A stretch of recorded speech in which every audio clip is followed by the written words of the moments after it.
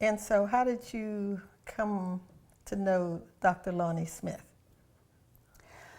Okay, like I said, my first husband, Sylvester, had played with Lonnie. And occasionally we would travel, go to a jazz concert, and Lonnie would be playing. So that's probably how I got introduced to him. I've been listening to his music lately because we're presenting him on September the 19th. But he's a little different than all the other organists I know. Is. I mean, I grew up in the household with Jimmy Smith. Right. I mean, in our house, there was Art Blakey and there was Jimmy Smith. I mean, in terms of the hierarchy of how music was regarded, jazz music. So I grew up with Jimmy Smith thinking any organist had to be compared to him. But I'm listening to Dr. Lonnie Smith now, and it's different, and I like it. It is, yes. Organists do have their different styles. And probably Jimmy Smith laid down a pretty heavy style when he first came out in the 50s. Right. And a lot of organists followed in that him. wake. Yeah. Another one that would be quite different than Jimmy Smith would be Larry Young, whose music was more free, modal. So Lonnie is not following either one. Lonnie is blazing his own trail and doing his own thing. And this is going to be a very exciting show. I once saw, the last time I saw Lonnie was in New York at the IAJE. And he brought the house down. I mean, people were just, Let me tell you. It was on fire. It was so. I had that similar experience, but it was oh so brief. Last year, we were at the Detroit International Jazz Festival, which we've been going to for the last 8 years. And Lonnie was appearing with an octet. He's coming to Kente as a trio, but he was with an octet.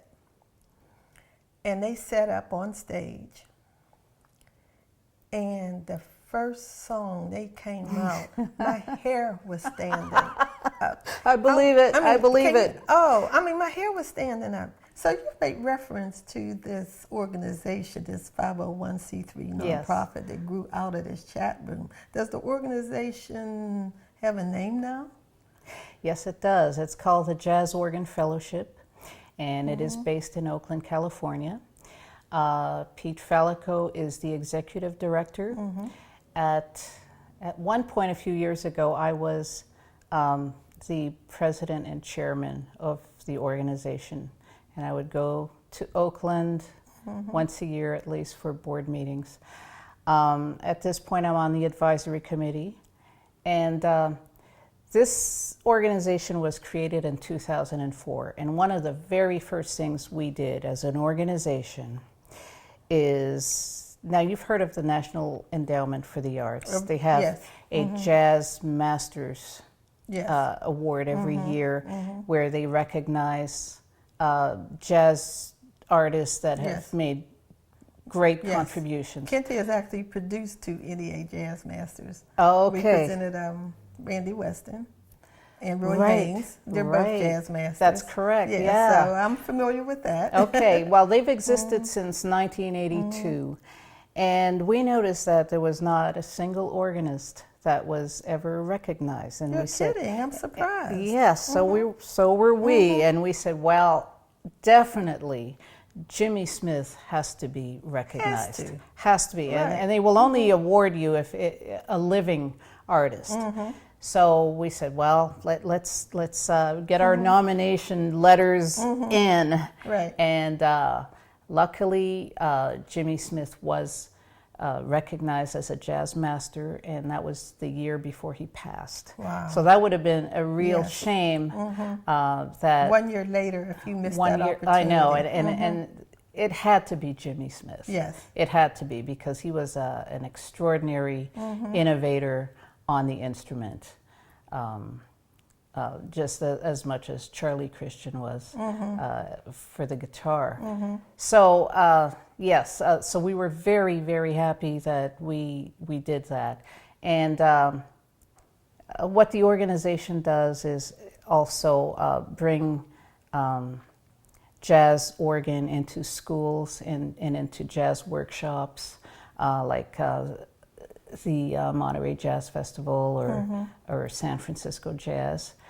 And it also recognizes organists.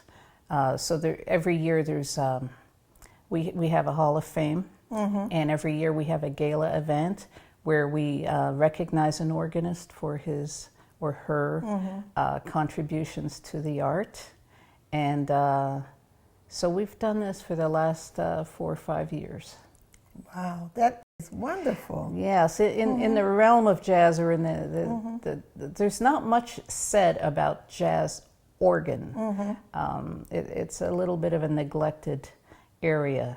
But coming around, yes, because I've seen a number of trios over the last 2-3 years that is, the focus is organ. Matter of fact, we're going to see Oliver Lake at the Detroit Jazz Festival, and he's going to be there with his organ formation, I think. Oh, yes. terrific. Yes, Good, so, good. and I've seen him have organists here when he's appeared before. And, you know, there are a lot of jazz organs now who may not be headlining the group, but they're a tremendous part of trios and quartets right now. Yes. So I do see a proliferation, which I agree with you is a lot of it goes back to Jimmy Smith. Everybody wants to, but everybody's also finding their own way too. Yes. So I mean, hearing about your organization certainly says that this thing we call jazz has a very broad scope. Yes. And there are a lot.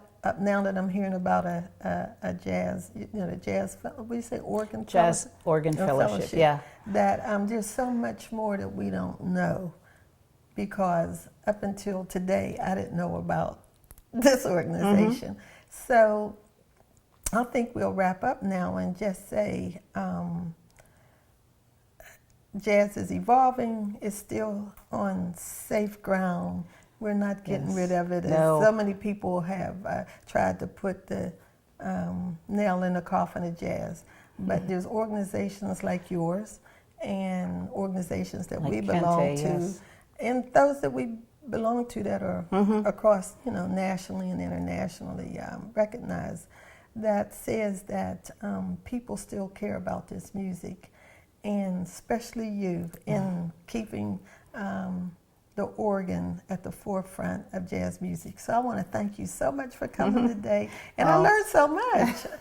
This is a shame that you and I, when we're out together, we're usually looking straight ahead because we're listening to the music. That's what we do. That's what we do. We listen. So having this opportunity to sit down and talk with you has been a pleasure. Thank you so much for my pleasure, coming. Gail. I love it. Yes. Thank you.